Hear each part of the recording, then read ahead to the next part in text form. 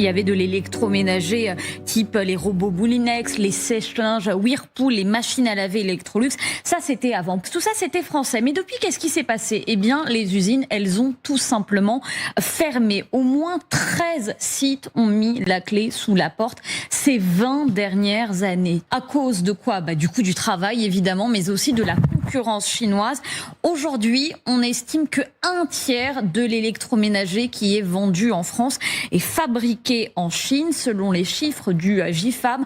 Pour le reste, c'est de l'Europe de l'Est principalement, mais aussi d'Asie. Il n'y a quasiment plus de Made in France, à l'exception de quelques marques, mais qui produisent quoi? Eh bien, des produits très haut de gamme, très chers. C'est le cas, par exemple, de Gagenot, Lacange, Cornu, pour ce qui est du petit électroménager. Les aspirateurs, les robots cuisine, les machines à caver, il existe une production française, mais elle est très minime.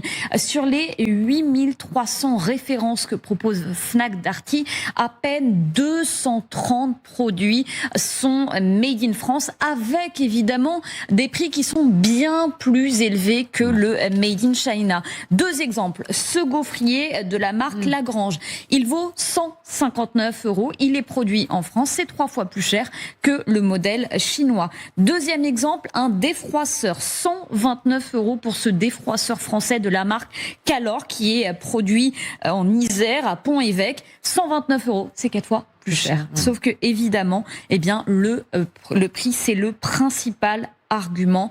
Le problème, il est là parce que les Français, ils continuent d'acheter de l'électroménager. Plus 8% de ventes pour le petit électroménager l'année dernière. C'est la même chose sur le textile. Oui. Vous pourriez avoir exactement les mêmes propos sur le textile. Ce sera la même chose demain sur l'automobile. Ce sera la même chose après-demain sur l'industrie aérienne. Vous verrez qu'Airbus sera concurrencé par l'avion chinois de façon tout à fait honteuse. Ce qu'on est en train de vivre aujourd'hui avec l'usine française de Brandt va continuer.